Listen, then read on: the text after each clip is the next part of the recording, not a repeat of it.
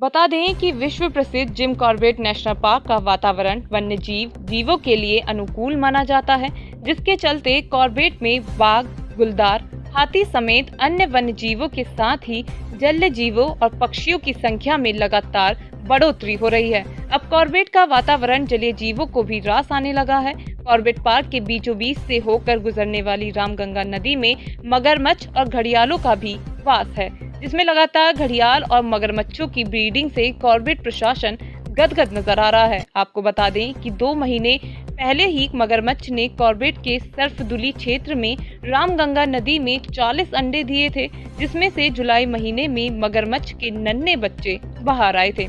वहीं इस विषय में जानकारी देते हुए कॉर्बेट पार्क के डायरेक्टर धीरज पांडे ने बताया कि रामगंगा नदी के तटीय क्षेत्रों में मगरमच्छ और घड़ियाल की अच्छी ब्रीडिंग हुई है। उन्होंने बताया कि नदी के कई क्षेत्र हमें ऐसे मिले हैं जहां पर इन दोनों ही जलीय जीवों द्वारा तटों पर अंडे दिए गए हैं। उन्होंने बताया कि हमारे द्वारा घड़ियाल और मगरमच्छ के अंडों की सुरक्षा और इन जीवों की सुरक्षा के लिए कैमरा ट्रैप भी लगाए गए हैं।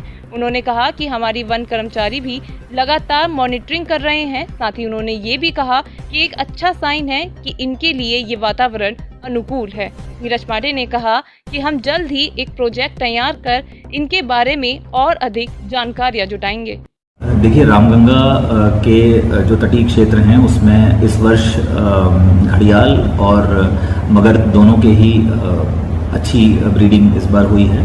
हमें कई साइट्स ऐसे मिले हैं जहां पर इनके द्वारा एग लेइंग किया गया है। उसके लिए पूरा प्रयास ये है कि जो स्थानीय स्टाफ है उसकी टीम बनाकर वहाँ उनको निर्देश दिए गए हैं कि इसकी मॉनिटरिंग पूरी करी जाए। साथ ही साथ कैमरा ट्रैप्स भी कुछ स्थानों पर लगाए गए हैं। टाइम लैप्सेस कैमरास भी हमने इंस्टॉल किए हैं, जिससे कि घड़ियाल के जो अंडे हैं उनकी हैचिंग की क्या स्थिति है और उनको कोई नुकसान तो नहीं पहुंच रहा है, इसकी भी हम मॉनिटरिंग करें। ये एक बहुत अच्छा साइन है कि इस तरीके के अंडे और हैचलिंग्स हमें प्राप्त हो रहे हैं। ये एक हेल्दी इकोसिस्टम की तरफ इशारा करता है और हमारा प्रयास है कि इसकी रेगुलर मॉनिटरिंग करने के बाद हम इस चीज़ को फिर एक प्रोजेक्ट के माध्यम से भी इस बारे में एक विस्तृत प्रोजेक्ट बना के उसके बारे में भी फिर